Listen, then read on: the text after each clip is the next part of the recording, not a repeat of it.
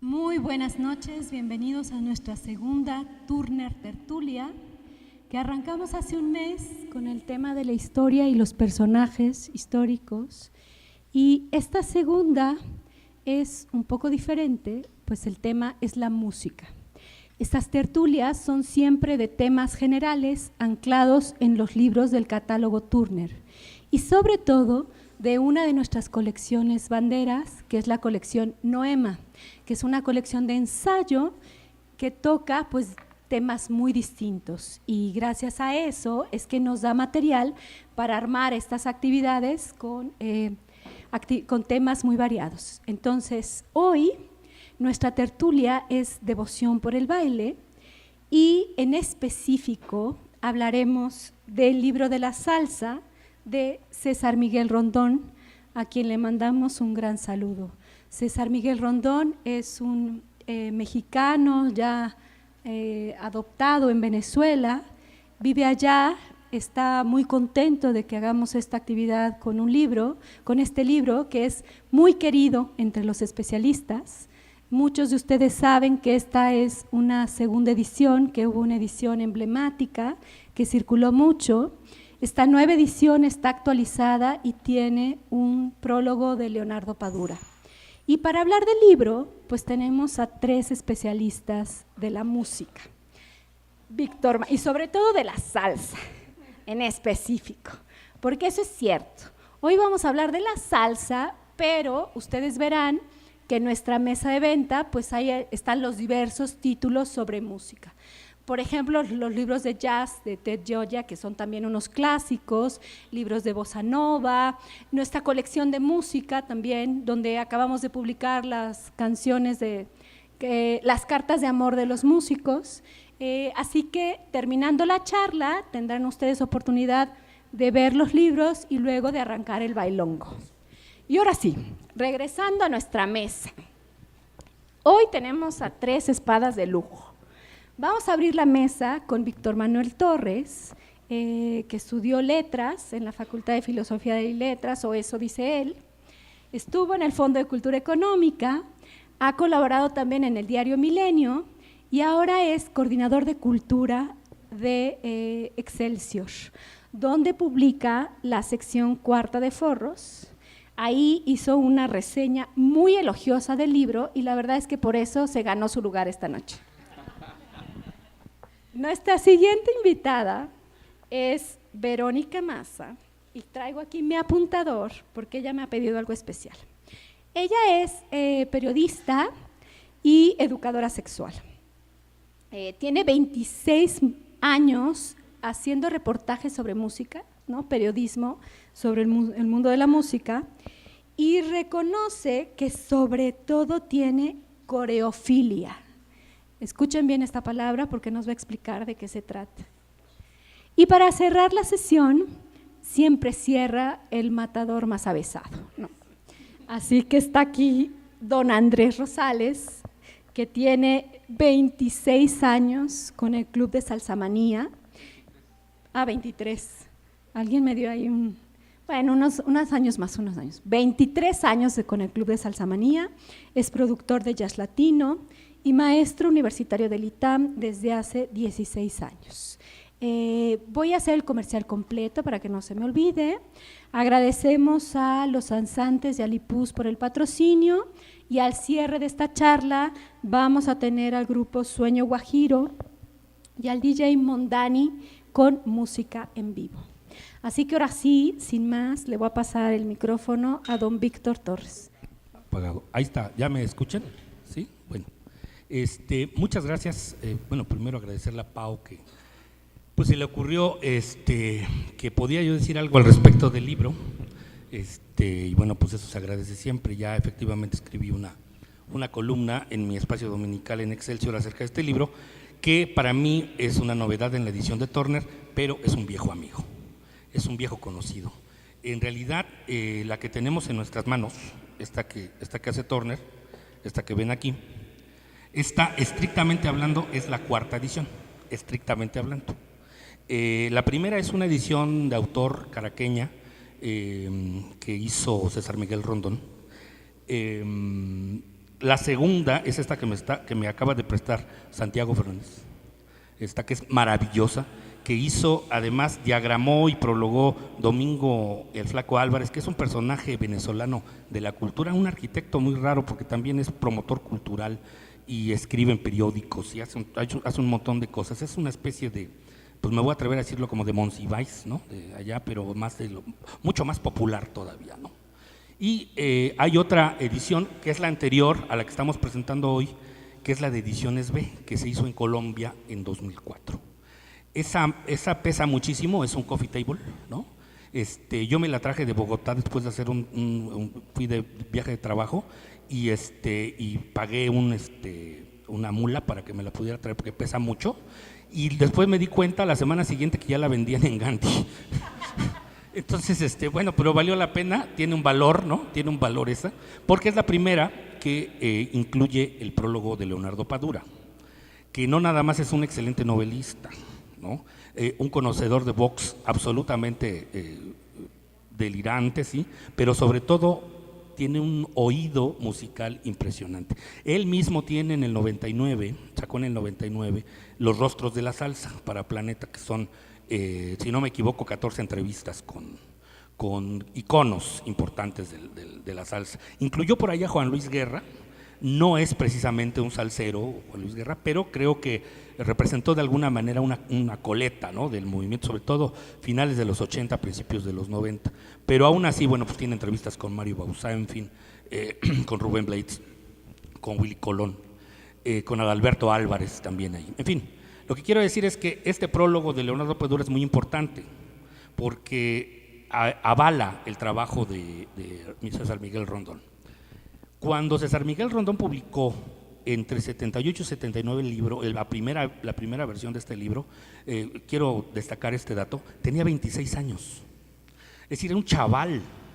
Lo que decía Pau hace rato, efectivamente César Miguel nació en la Ciudad de México de padres venezolanos, exiliados del régimen de Marcos Pérez Jiménez, y solo volvió a Venezuela hasta el 81.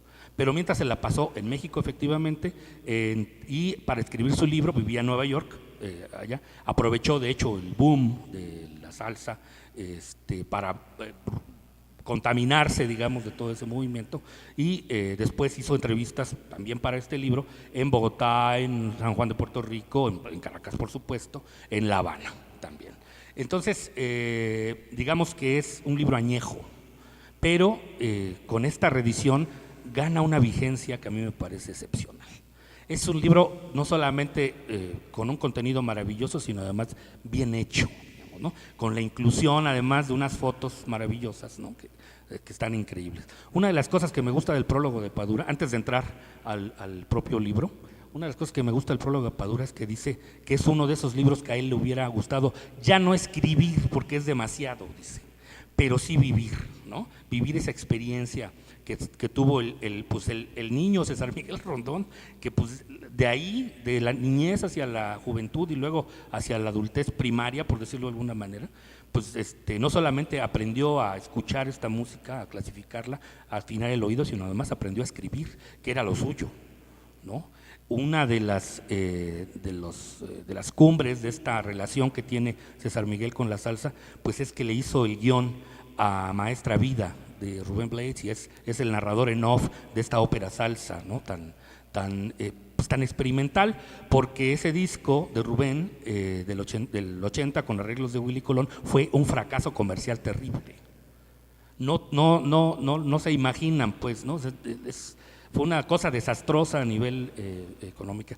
Ya antes había hecho Larry Harlow, el judío maravilloso, una ópera también, Homie, basada en Tommy de The Who, pero Larry la tomó más como de juego, más lúdico, pero a él le fue mejor todavía que a Rubén, que lo hizo con mucha solemnidad, digamos, tratando de mostrar pues todo el aspecto social de América Latina, y como conocemos a Rubén, que está preocupado por esas cosas siempre, ¿no? Entonces, bueno, ese es Leonardo Padura, ¿no?, el que le aporta este prólogo, que hace la presentación, que dice que más que un prólogo es un elogio al libro, y tiene toda la razón, ¿no? Es decir, todo el trabajo que hizo César Miguel Rondón cuando tenía 26 años es de una pasión, o sea, se nota ahí una pasión inconmensurable. ¿Cómo es posible que alguien de esa edad escriba tan bien, además, ¿no? Con tanto conocimiento, con tanta profundidad? Claro, para eso hizo las entrevistas también, para tener mayor soporte, marco teórico, dicen los historiadores, como tú, mi querida Pau, ¿no? Pero a veces lo que es un estorbo para ciertas cosas teóricas, ¿no? Para él pues, fue más bien un soporte importante. Entonces, ese es el libro que conozco, ese es el libro que ha sido para mí más que una ayuda y un compañero, pues ha sido un libro de consulta, realmente. Es decir, para mí es como un diccionario el libro de la salsa. Ahí están todos. Además, otra cosa importante, cuando lo escribe César Miguel, absolutamente todos los monstruos de la tarima estaban vivos. Todos los que menciona, digamos. No sé si la Lupe, ahorita pero ahorita me va a ayudar Andrés en eso, estoy seguro. Pero digamos que el 99% de la gente que hizo en esos aproximadamente 15 años de boom, de apogeo de la salsa dura, estaban vivos todavía y por supuesto tenían todavía que rebatirle a César Miguel y nadie le rebatió nada, ¿no? Entonces, bueno, yo dejo una participación en este momento para dejar ¿no? Muchas gracias. Hola, buenas tardes, ¿cómo están? Qué bueno, me da mucho gusto verlas y verlos.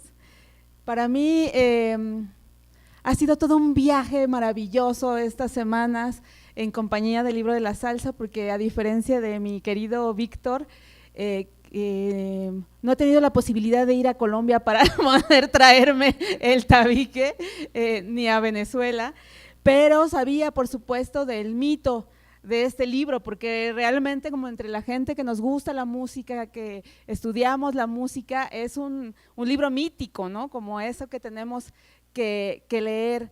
Entonces mi viaje ha sido en ese sentido como periodista, como reportera musical y también como una apasionada del baile, particularmente del baile la salsa. Decía hace rato Pau en mi presentación que lo mío es la coreofilia y eso tiene que ver porque tengo un libro que se llama El Motel de los Antojos Prohibidos, donde hablo sobre prácticas eróticas poco comunes.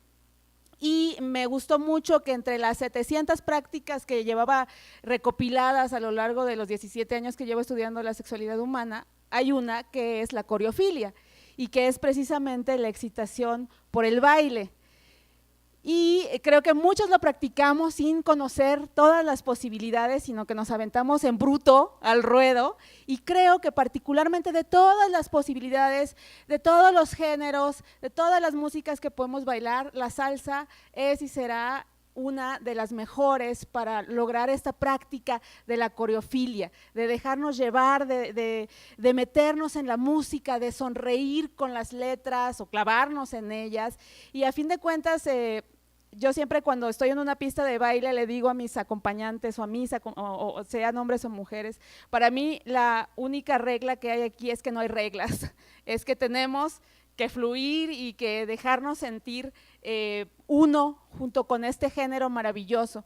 Y de alguna manera mi recorrido en esta lectura del Libro de la Salsa ha sido así, todo un viaje, un fluir, un disfrutar, porque además me encanta la vivencia paralela de ir leyendo las letras de César Miguel y gracias tecnología, ¿no? Como digo, si algo tengo que agradecer a esta cuestión digital es YouTube, entonces uno puede tener como ese viaje mágico, místico y misterioso de poder ir leyendo el libro y buscando las canciones, ¿no? Incluso de los 50 que se pueden encontrar sin problema en YouTube para poder completar como este viaje. Decía César Miguel que la salsa es algo más que música cubana vieja, que una etiqueta que se le pone como muchas cosas en la vida, particularmente en la música, y también es mucho más que un estilo para arreglar la música, para hacer arreglos, ¿no? Me gustó mucho esa definición porque decía, claro, a veces encasillamos las cosas, encasillamos los géneros en la música cuando estamos hablando de algo que tiene que ver con lo social, que tiene que ver con lo humano, con quiénes somos, cómo vemos el mundo y con qué melodías nos desarrollamos en este mundo. Entonces, por eso creo que este libro de César Miguel Rondón es igual. Por un lado, es un viaje por la historia de esta América Latina que nos pertenece y que es tan compleja, pero a la vez tan particular en su música, con esta unidad que tiene. Es todo un recorrido histórico porque vamos adentrándonos al tema desde los 50 en Cuba y después en otros países de América Latina, pero de la mano de César Miguel es maravilloso porque vamos entendiendo además la situación del mundo, la situación de los músicos, qué ha pasado en todas estas décadas para llegar al momento en el que se encuentra la salsa. También, y de alguna manera lo comentabas tú, Víctor, es una tremenda clase de periodismo musical. Es de verdad de quedarse con la boca abierta, de decir, esto es lo que se tiene que hacer, esta pasión por entender. O sea, las entrevistas, por supuesto, nos van dando todo este background, toda esta historia, lo vamos armando como rompecabezas, pero aparte creo que se tiene que tener esta sensibilidad de César Miguel, de entender y de reflexionar. Entonces, algo que me llamó mucho la atención y que me gusta de este libro en particular, de entre todos los libros que hay de música, es todas las reflexiones que el autor hace en torno a la música, a la salsa, América Latina y al Caribe, ¿no? Porque estamos hablando, por supuesto, como de todo un movimiento del Caribe. Es esa reflexión sencilla, además con una pluma maravillosa, porque de verdad dices, a los 26 años no puede ser que ya tenía esa claridad, y en algún momento vamos a leer algunos fragmentos. Espérame, porque yo como soy de la vieja escuela, entonces tengo mis anotaciones en mis hojas de cuaderno de cuadrícula grande, para ver bien.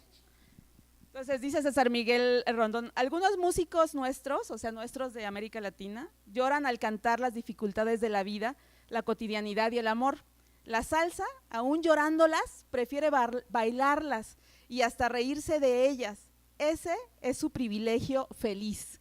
Y a mí me parece una gran verdad y una gran definición, y así vamos con César Miguel de la mano desde la orquesta de Machito, ¿no? En aquellas noches maravillosas, por lo visto, cómo me hubiera gustado vivir esa época, en el Palladium de Nueva York, hasta pues el Pedro Navajas, ¿no? De Rubén Blades, o Rubén Blades, como le decimos muchos, pasando ya por toda la historia de después de esta oropel del Palladium, cómo se fue haciendo una música del barrio, ¿no? Se va fusionando con el jazz. Eddie Palmieri ha sido como un pilar en todo este proceso de la salsa. Me pasó ahora que tuve un viaje, entonces iba en el avión leyendo este libro, y justo así cuando estaba el avión en la pista, ¿no? De ya apaguen todos sus celulares, pues yo puse en modo avión el mío, y de pronto digo, ay, quiero oír el disco de Eddie Palmieri, pero el más reciente, ¿no? Que se llama Sabiduría.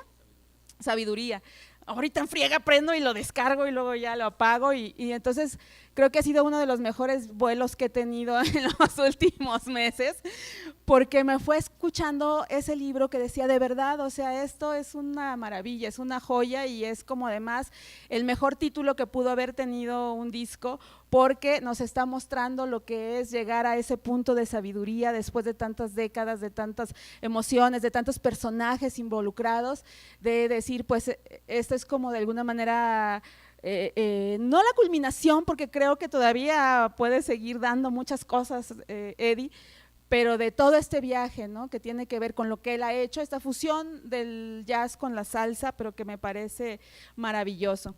Decía también César Miguel, una misma cultura popular en América Latina es la que nos une. No podemos hablar de una transculturalización porque a fin de cuentas somos todos una unidad, ¿no? Y es nuestra unidad latina, y por eso justo cuando la salsa se vuelve este vehículo de comunión del barrio, ¿no?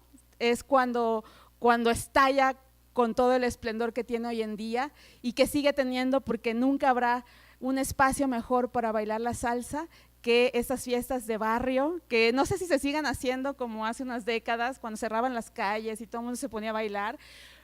Ahorita la vamos a hacer aquí, efectivamente, este es un gran ejemplo de eso, y de pues cómo involucrarnos con una música como lo es la salsa, con un baile como el que implica este género, y más de la mano de alguien como César Miguel Rondón, con el libro de la salsa, crónica de la música del Caribe urbano, enriquece toda esta vivencia. Vamos por ahora.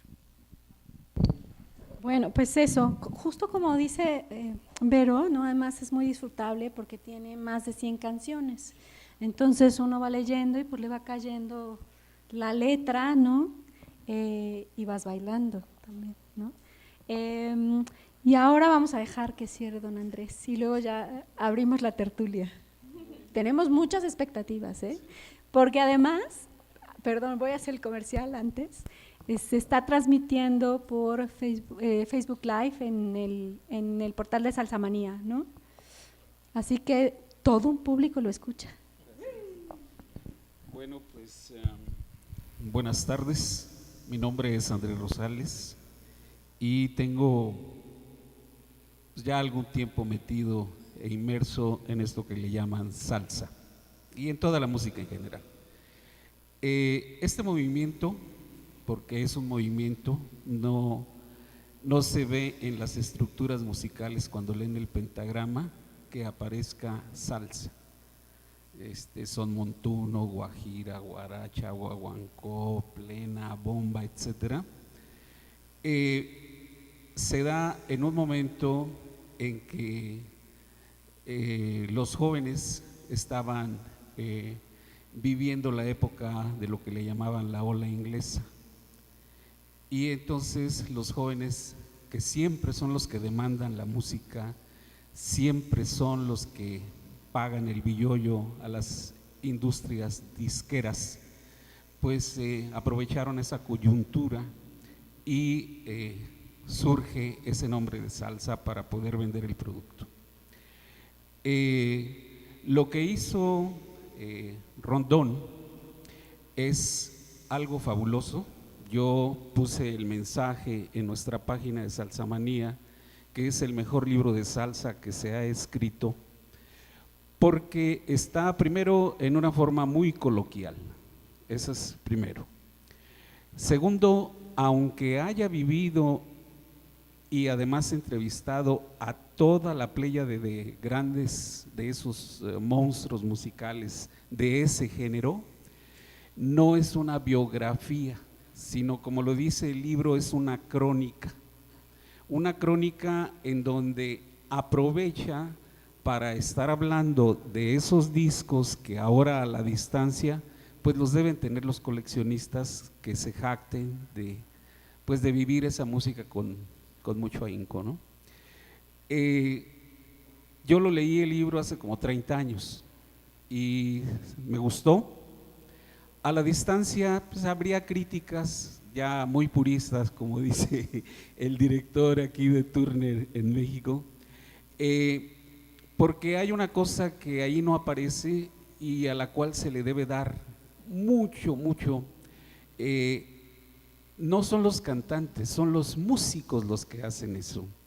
Y además, para vender el producto, lo más importante, ¿quién viste a esa muchachita atractiva que es la salsa? El arreglo. El arreglo es el que jala a la gente para que le guste eso. Entonces, ahí, por ejemplo, falta un poquito de ello. Pero por lo demás, el libro es excelente. Yo lo recomiendo y lo seguiré recomendando que lo compren, porque está escrito de una manera en que se lo chutan, pero muy rápido, sobre todo si han vivido las canciones, como decían aquí, de que escuchan la letra, la bailan, etcétera, etcétera, y ahí les va diciendo todo ello. Y todos los procesos, además, que ha tenido la llamada salsa. Menciona también de un problema fundamental para aquellos que amamos la salsa gorda. Cuando surge la salsa erótica o la salsa romántica, dicen los enterados, y yo me adhiero a esa opinión, que en ese momento amordazaron a lo que le da vida a la salsa, que son las percusiones.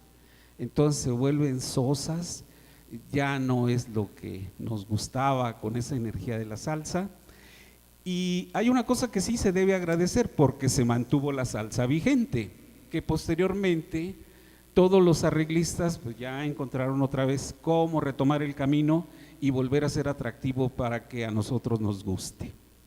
El libro en sí, vuelvo a reiterar, y no es hacer una apología del mismo, porque están aquí las personas de Turner y porque estoy en su casa, es lo mejor que se ha escrito. Miren que he leído bastante sobre libros de salsa.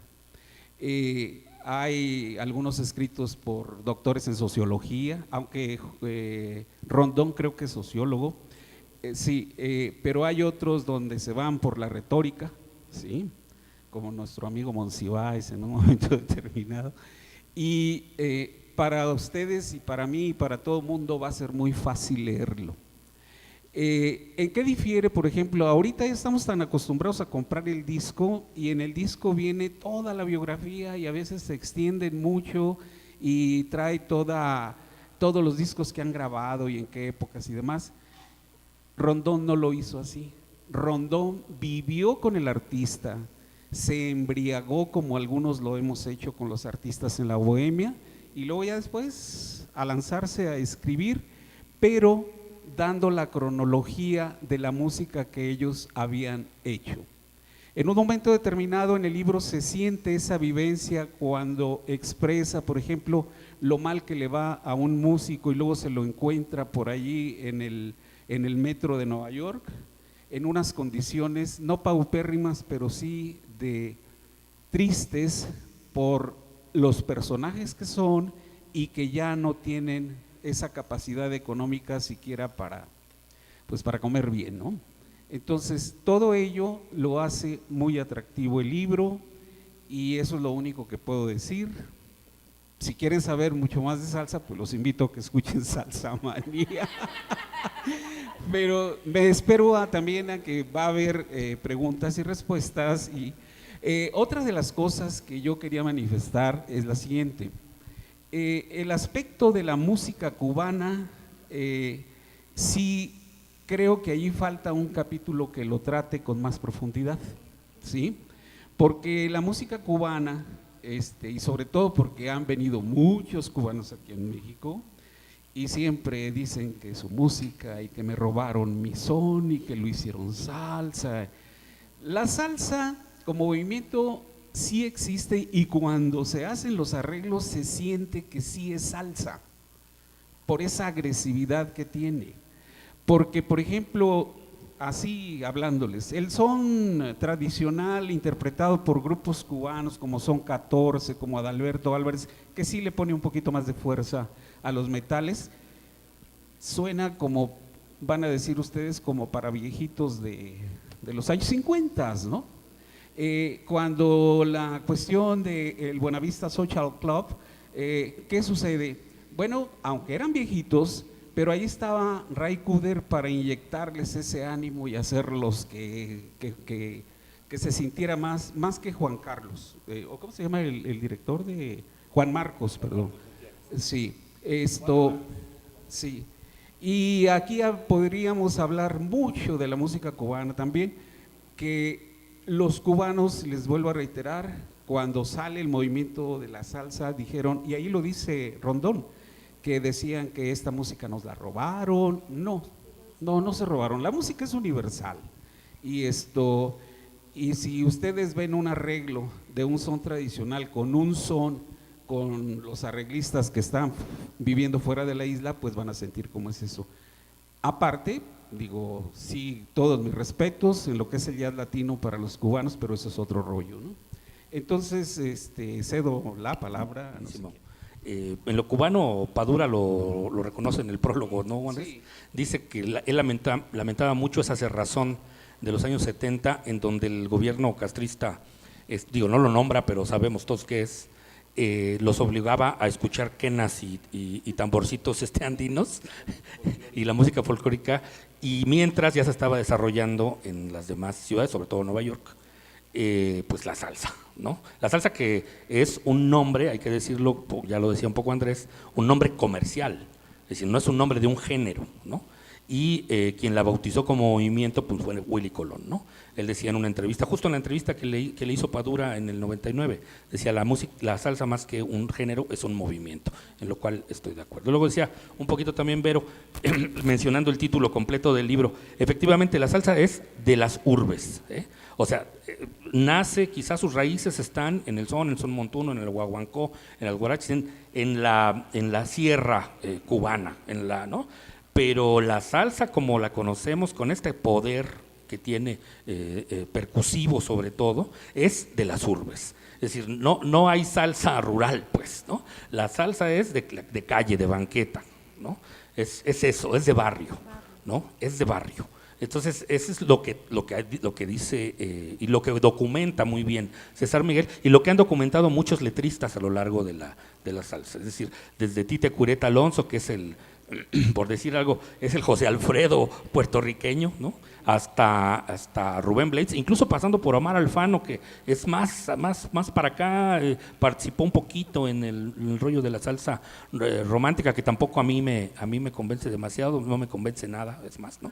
Pero sí hay que aceptar que tuvo un valle, ¿no? Un descenso en su calidad muy, muy notable. Y también un poquito redondeando lo que decía Andrés, si me permite, como que estamos hablando de músicos en general, ¿no? Que hicieron un movimiento, grandes músicos, y de repente decimos los monstruos de la tarima y no sé qué, pero referirse a un Larry Harlow en el piano, a un Ray Barretto en las congas, a un Bobby Valentín en el bajo, denostaba un poquito Andrés a los cantantes, pero pues habrá que decir que Cheo Feliciano le hacía coros de repente a Ismael Miranda, ¿no? Y en esos mismos coros estaban Santitos Colón, ¿no? Y en ese mismo coro estaba Ismael Quintana. Dices, carajo, ¿no? Es decir, cantantes que por sí solos hubieran hecho un gran show, le estaban haciendo a Cheo Feliciano, que por cierto murió el mismo día de Gabo, por eso nadie le hizo caso, al pobre Cheo, al pobre Cheo, murió de 84 años, estrelló en su Corvette, iba manejando solo, quién sabe de dónde venía el Cheo, pero bueno, pues ¿no? Esa era la vida que tenía Feliciano.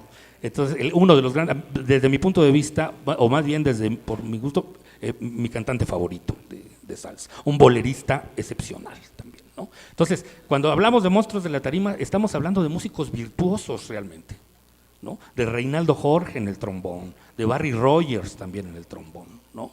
De arreglistas, el propio Willy Colón es un arreglista fenomenal, ¿no?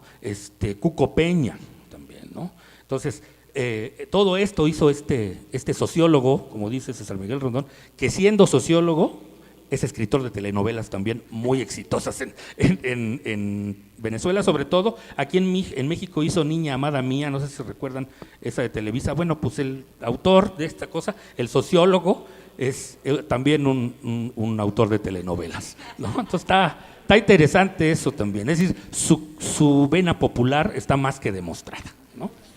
Que de hecho hace poco en este viaje al que iba conocí a una venezolana que tenía el guaguanco, como me decía ella, ¿dónde está el guaguanco?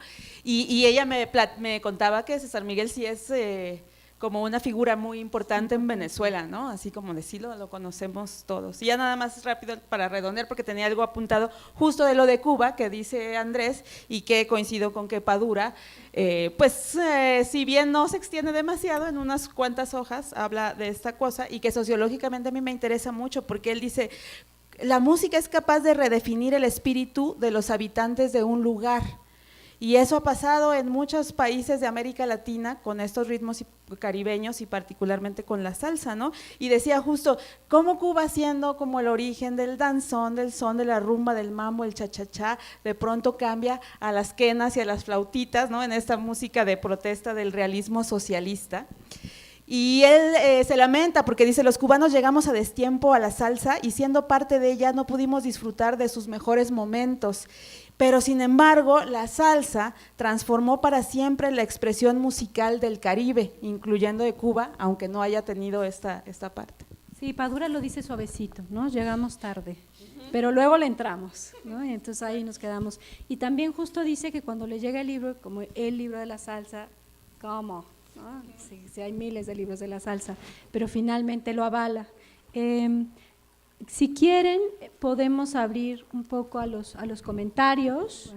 Una de las cosas por las cuales los cubanos siempre manifestaron un rechazo por lo que era la salsa, el nombre de salsa, es que decían, es que estás tocando mi son montuno.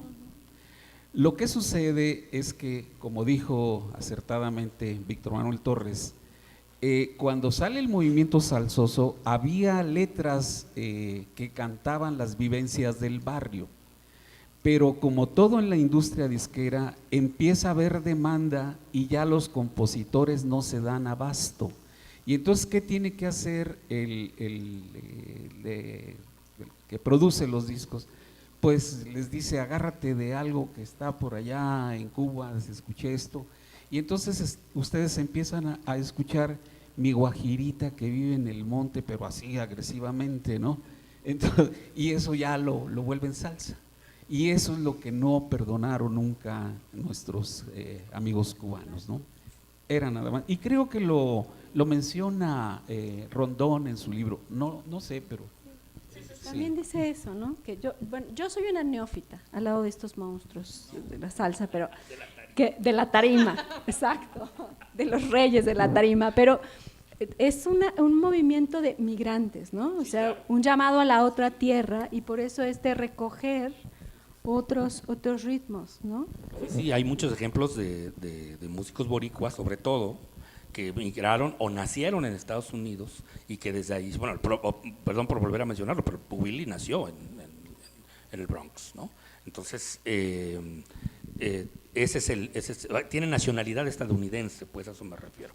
Mientras otros hacían paralelamente cosas en Borinquen, ¿no? Hay gente que se quedó allá, como el Gran Combo, por ejemplo, ¿no?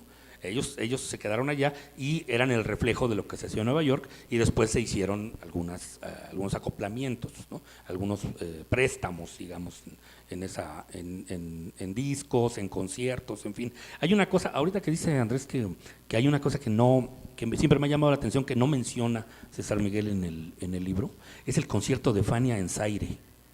Menciona el concierto en Yankee Stadium, que mientras lo estaban remodelando en el 73, lo digo porque fue en el otoño del 73, fecha en que su servidor nació, por eso no crean que es un recurso mnemotécnico, es un recurso mnemotécnico, lo estaban remodelando, y entonces dice César Miguel que por eso se lo prestaron a Jerry Masucci y a Johnny Pacheco, que dijeron, sí, está bien, ahí estos loquitos que hagan su concierto. Bueno, pues fue la presentación en Fania nada más y nada menos que de Celia Cruz, ¿no? Hizo un verdadero borlote, ¿no? Y pero lo que me llama la atención es que ese concierto en Zaire, que fue para vestir la pelea de Muhammad Ali y de George Foreman, que representaba además el regreso de Ali después de que cumplió su condena por no ir a Vietnam, este concierto, que no fueron los únicos los salseros, también fue James Brown, también fue el funk. Entonces, no lo menciona César Miguel, siendo muy importante porque representaba este regreso a la raíz, ¿no? Es decir, a la africanidad, el regreso al tambor sagrado. Ahí lo pueden ustedes ver en YouTube, si ponen Fania Zaire, ven al público en el Estadio Nacional de Zaire, que era un estadio de fútbol, y los ven pues como en trance, ¿no? Escuchando su propia música, escuchando su propio tambor sagrado, ¿no? Decían, ¿y estos locos de dónde vienen? ¿No? Roberto Roena ahí quitándose la camisa, tocando desaforadamente el tambor. Pues obviamente les comunicaba algo a los africanos, ¿no? Y eso no lo menciona César Miguel. Es muy importante ese concierto en el desarrollo de la salsa y no lo menciona. Pero bueno, el hecho que no lo mencionen pues no quiere decir que no exista, ¿no? y ahí está también para los salsómanos como una especie de, pues no sé cómo llamarle, como de avándaro, como de avándaro para los salseros, avándaro africano. Tenemos comunicación con nuestros webescuchas del programa de Salsamanía. Pues sí, son webescuchas, ¿no? Suena medio feo, pero… nos mandan ahorita uno, dice, soy investigador de la música tropical salsera de Costa Rica. Me especializo en países tradicionalmente no salseros como Chile, Costa Rica, Uruguay. La salsa significa sonidos de América Latina, sociedad anónima. En Colombia hay un salsólogo, Roberto Luján, que hace una crítica brutal a César Miguel Rondón, un libro mediocre que oculta las nuevas prácticas culturales que florecen en otros países. El libro de la salsa es un texto anacrónico, sin aportes a la realidad actual. Es una pieza de museo y como tal hay que respetarlo y se agradece la nueva edición. Saludos desde Costa Rica, nos dice. Sí, siempre va a haber esas críticas y sobre todo, pues yo le diría a él, pues escriba uno, ¿no? O, Escriba su libro, sí, como cuando a mí me critican mi programa, pues ten tu programa. Y entonces vamos a ver cuánta gente te escucha, ¿no? Sí, es la verdad, siempre va a haber gente con crítica como esta y la leo para que vean que nosotros tenemos cabida para todo y sobre todo en el programa de radio, ¿no? Y aquí pues vale la pena hacerlo, está el director de Turner que pues sabe lo que está vendiendo, no nos invitaron para ser paleros. Yo le digo al investigador que pues yo no soy investigador, pero sí investigo y entonces pues a las pruebas me remito, ¿no? Con todo lo que he vivido. oye, dos cosas rápido. Uno, nadie dijo que lo contrario. Es decir, por supuesto que recoge una etapa. Claro.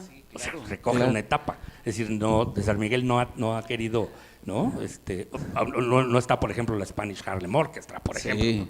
Pues ni modo que no. Y dos, bajo esa lógica, pues quitemos el castillo de Chapultepec y pongamos un Reforma 222, ¿no?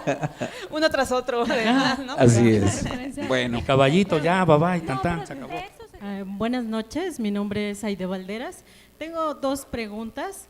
Víctor mencionó el término de salsa dura y por acá mencionaron salsa gorda. Entonces, que hablaran un poquito más de ese término. Y la segunda pregunta es, la salsa, ¿cómo está actualmente frente a nuevos géneros como el reggaetón?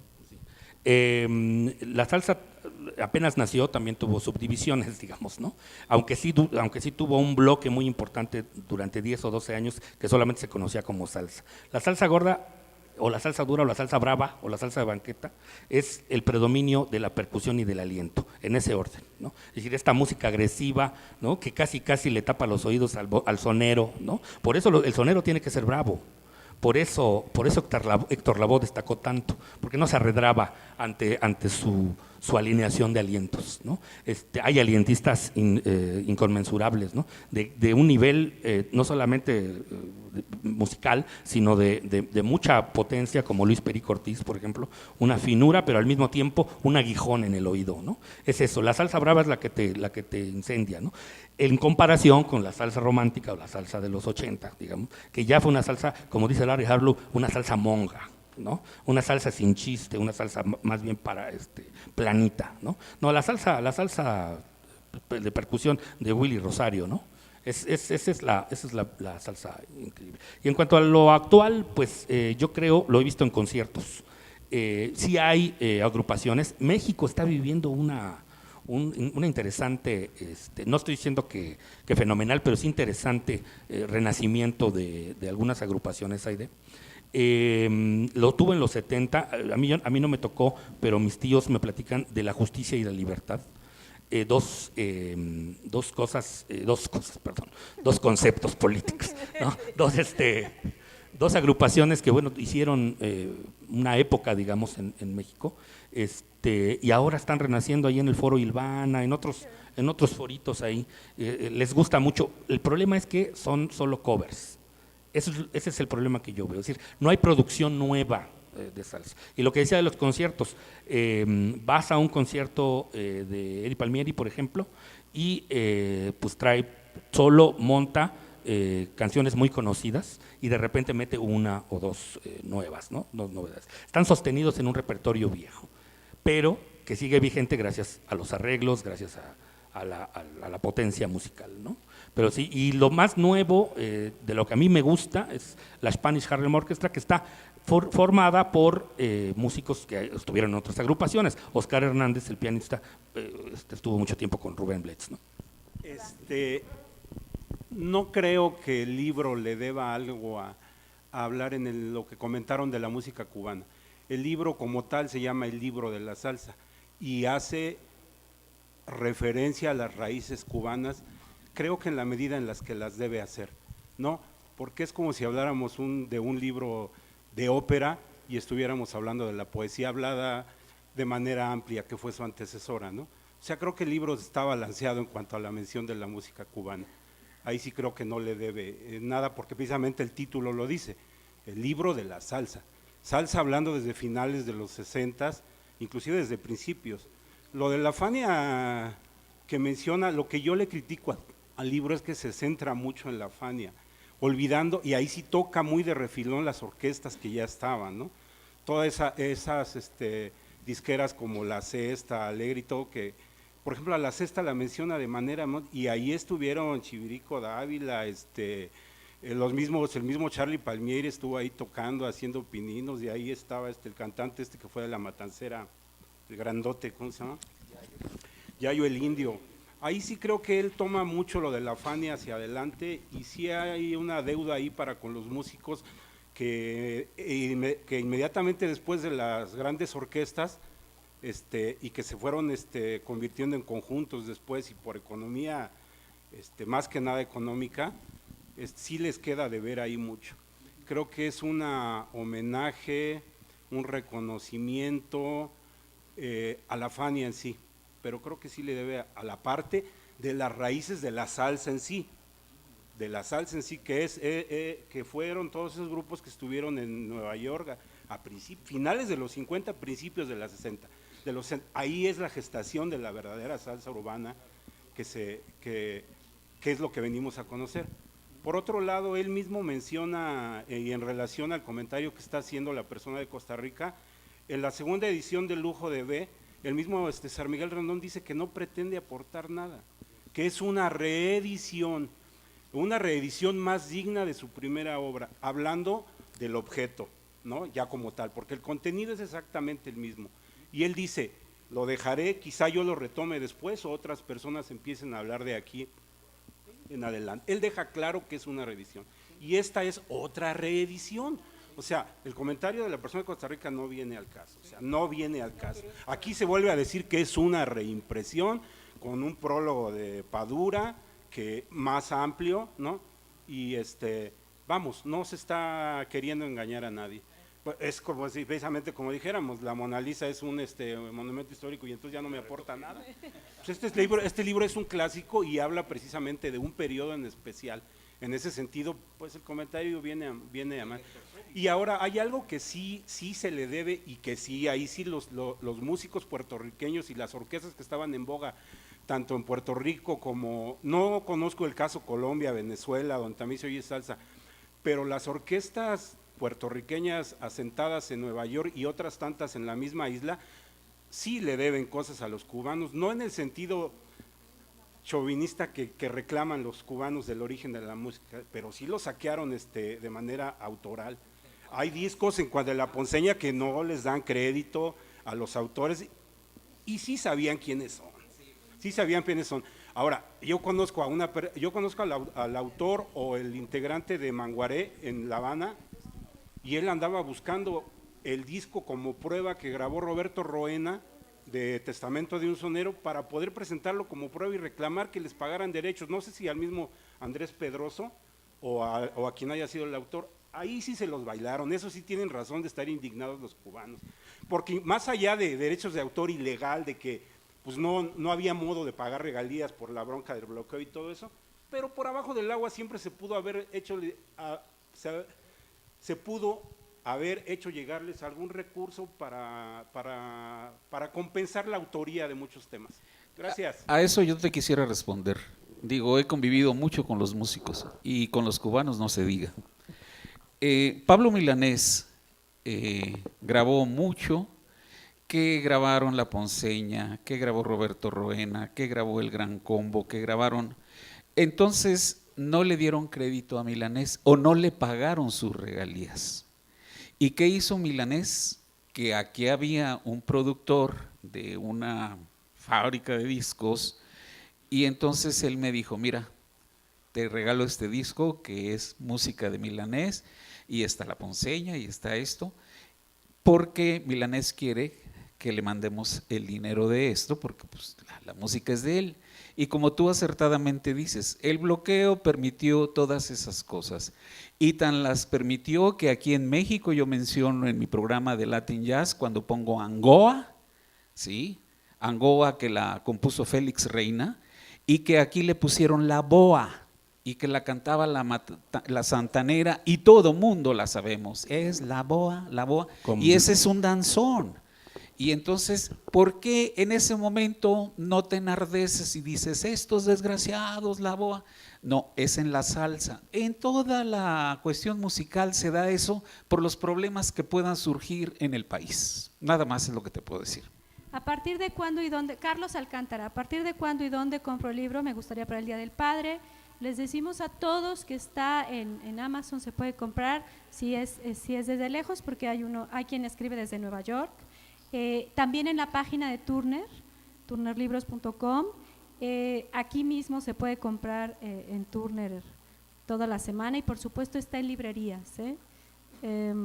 Saludos al maestro Rosales. Desde Nueva York ya compramos el libro. Felicidades y gracias por compartir. Saludos al máster de máster, al maestro Rosales. No es por nada, Vic. Ya sabes que te queremos mucho, pero hay un máster. David Galván, la salsa es un sentimiento latino que con ella reímos, lloramos y gozamos. ¡Que viva la salsa! Bueno, que viva, y si hay comentarios aquí. Hola, buenas noches a todos. Bueno, pues alguna vez leyendo, yo soy profesora de profesión, eso es lo que ejerzo, pero de convicción soy bailadora de barrio.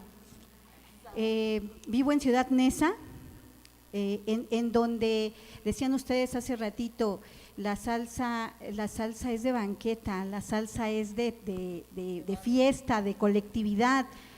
Y entonces yo recuerdo que cuando era niña, mi papá escuchaba a Benny Moré, mi papá escuchaba a Celia Cruz, a Bienvenido Granda, y con esa música yo la asociaba con mi papá, y después vinieron las épocas setenteras, ochenteras, y de repente, ¡paz!, la salsa, ¿sí? Algo que yo no entendía, pero que sí sentía, y creo que como yo hay mucha gente. Entonces, ahorita que los escucho con tanto conocimiento de causa, ustedes oyen salsa y las neuronas se conectan con los conocimientos, con las lecturas, con las investigaciones, con las entrevistas, con los escritos, y yo oigo salsa y mis pies se empiezan a mover. Entonces yo les haría la pregunta, ¿qué es más importante para el colectivo, para el que escribe, para el que edita, para el que oye, para el que entrevista, para el que baila? ¿Qué será más importante? ¿Saber o sentir? Bienvenida al club de la coreofilia. Que además, ella viene lista para bailar, Ya vi los zapatos, vienes lista para bailar. Voy a empezar con, ¿cómo te llamas otra vez, perdón? Con el comentario de Carmen, y es lo que decía yo al principio, ¿no? De esta coreofilia, de decir, la regla es que no hay reglas, la regla es que voy a fluir, que voy a vivir, que voy a hacer, que me voy a expresar, y que además estoy con otra persona de entrada, ¿no? Y con un colectivo también, o sea que estoy en un grupo de personas que nos une algo y que ese algo nos hace vibrar y sentir y existir, y a fin de cuentas ese es el sentido de la vida, ¿no? Nosotros los educadores sexuales hablamos de qué es el bienestar, eso, sentir eso que sentimos cuando estamos en la pista de baile, cuando estamos liberados de todo, cuando nos hermanamos. Me encanta tu historia, así como para un cuento, ¿no? Del funeral bailado. Y digo que voy a aprovechar para matar varios pájaros de un tiro, porque tengo una pregunta para nuestros especialistas y a la vez, les decía hace rato que quería leerles un pequeño fragmentito para ver la pluma, para que escuchen la pluma de César Miguel, y que tiene que ver justo con la cuota de género, que dije, a ver, ya soy aquí la mujer, vamos a poner un poco de cuota de género. Entonces la pregunta, para que vayan pensando, es ¿qué pasa hoy en día con el papel de la mujer en la salsa? Y hablo tanto en la música, ¿no? En el tinglado, como en el papel como de Carmen. Y aquí en el libro de César Miguel, ya al final, habla justamente del concierto en el Madison Square Garden de la Fania All Star que mencionaba Víctor hace rato, donde estaba Celia Cruz. Y bueno, para mí Celia es Celia, así como la madre de todo mundo. Y aquí recuerdan como esto de Madison Square Garden, y dice, eran muchos los músicos, muchas las estrellas, y cada uno exigía según su estrellato. Las horas transcurrían lentamente, algunos bostezaban y otros se quejaban más de la cuenta. Celia era la excepción, se mantenía serena sin que el cansancio le marcara el rostro y ni siquiera bostezaba. ¿De qué está hecha?, se preguntó Rubén Blades viéndola. Cuando subían al escenario, todos cantaban a media voz. Total, era un ensayo, ¿no? Estaban en la prueba de sonido y no había que esforzarse. Celia tampoco se esforzó cuando le tocó su turno, pero la voz salió tan fresca y potente que rebotó por todos los rincones, obligando a nuevos ajustes en los técnicos del sonido. ¿De qué está hecha?, volvió a preguntar Rubén, y de ahí a la pregunta obligatoria y recurrente cada vez que se le veía en esos alardes. ¿Cuántos años tendrá? Ese era el gran misterio. Celia, coqueta entre las que más, jamás revelaría lo que era el secreto mejor guardado del Caribe. Solo los obituarios recientes nos han permitido descubrir que falleció a los 78 años, es decir, tendría unos 55 para el momento de la anécdota. De haber parido alguna vez, bien ha podido ser la madre, quizás hasta la abuela, de muchos de los que allí estábamos. Pero de entre todos, nadie lo dudaba, ella era la más joven. ¿Tendrá su retrato escondido en el sótano?, le pregunté a Blades. No, que va, no le hace falta, me respondió con una sonrisa muy seguro. Ella no se pone vieja, siempre ha sido igualita, sin tiempo. Y resultó cierto, mientras todos terminamos envejeciendo de manera inexorable, Celia permaneció idéntica, grabando cada año con el mismo chorro de voz y el mismo chorro de espíritu. Entonces, pues va. Sí. Ahora, esa era la referencia, ahora la pregunta sobre el papel de las mujeres. Y de hecho esa parte está en un video también que he visto en YouTube, y efectivamente se ve a Celia echando todo el pulmón, a pesar de que es un ensayo, pero para ella no era esforzarse, ¿no? Pues así cantaba, así bajo la regadera también, supongo, ¿no? No, yo de lo que quiero hablar es sobre mi sensibilidad. Es decir, por favor. También siento, Carmen, también se quieres lo tu juro. cuota de género Sí. sensible. También siento, no Tiene su solamente. parte femenina. Sí, no, es que nos decía que los que teníamos cierta, pues no sé, conocimiento, nada más por leer el libro, digo, ¿no? Pero y nos dividía. No, yo también me paro a bailar. Yo entré a la música frantillana por la puerta de la Matancera, porque en casa se escuchaba eso. Y quémame los ojos si es preciso vida, pero nunca digas que no volverás. Eso era para mí la bohemia en la casa. El bolero, Celio González, Bienvenido Granda. Caray, eso es para mí, bueno, Miquel Laure también, ¿no? Es decir, el jolgorio. Para mí la música salsa es música feliz, a pesar de que pueda haber Pedro Navajas, ¿no? Por decir alguna cosa, que es una tragedia, ¿no? Realmente. Es una tragedia basada en la ópera de los 3 centavos de Bertolt Brecht, por cierto, ¿no? Pero no necesitas saber eso para bailar, en eso estamos de acuerdo. Además, yo te he visto bailar. Sí. Y bailas muy Sí, bien. sí, le echas- Ahorita van a ver. Vamos a fichar, sí, vamos a Ahorita fichar. van a ver. No, pero es eso. Es decir, la salsa, reforzando lo que dice Carmen, es eso. O sea, no estamos tratando de intelectualizarla. Si así se entendió, una disculpa, pero no es así. No, estamos hablando de gente que desde chicos, como otras músicas. Yo pertenezco a una familia de 9 hermanos, con papá y mamá, de una sola tele, de un solo estéreo en la casa. Yo soy el más chico. O sea, imagínense, si no me tenía que chutar todos los soundtracks. No, mi abuela cantaba tangos. O sea, caray, mis hermanos, uno de ellos, el mayor, fue a Vándaro. O sea, perdonen la mezcolanza, pero yo me quedé con la salsa. Y a nadie de ellos les gusta tanto como a mí. Ellos tienen sus propias preferencias musicales, pero de que todos bailan, todos bailan. Yo aprendí a bailar no porque fui a una academia de salsa, sino porque tengo 5 hermanas mayores. Así es, y yo fui chaperón muchas veces de ellas. Entonces, pues mira, una actividad poco noble, digamos, ¿no? Al final redituó en que pues me enseñaron a bailar. Y eso es básico en el barrio. Es básico en el barrio. Quien no sabe bailar, pues que se mude a la Condesa, ¿no? Oiga, pero ¿y la mujer en la salsa qué? La pregunta de Vero. ¿Y la mujer en la salsa qué? Pues mira, yo la verdad es que nunca lo he visto, es la primera vez que pienso en ese sentido, porque yo creo que un músico como un arquitecto, como un médico, como, no sé, como un político, una política, pues yo creo que más bien es su talento lo que ¿no? Efectivamente hay más percusionistas hombres, no digo que todos, más alientistas también hombres, porque se necesita una fuerza en los pulmones, digamos, para echar. Pero Maite Ontelé, la holandesa que vive en Medellín, es una de las mejores trompetistas que he escuchado en vivo en mi vida. La entrevisté hace año y medio, la publicamos en Excelsior. Y es tiene una historia fabulosa Maite Ontelé. Ella, holandesa de padre coleccionista de música, en la primaria los obligaban ahí en Holanda a formar parte de la academia musical, a tener un instrumento, digamos. Y entonces ella llegó al final de esa clase y le tocó una trompeta. O sea, no había otro instrumento, que ya le habían ganado todos. El primer ensayo que tuvo fue el enamoramiento total de Maite.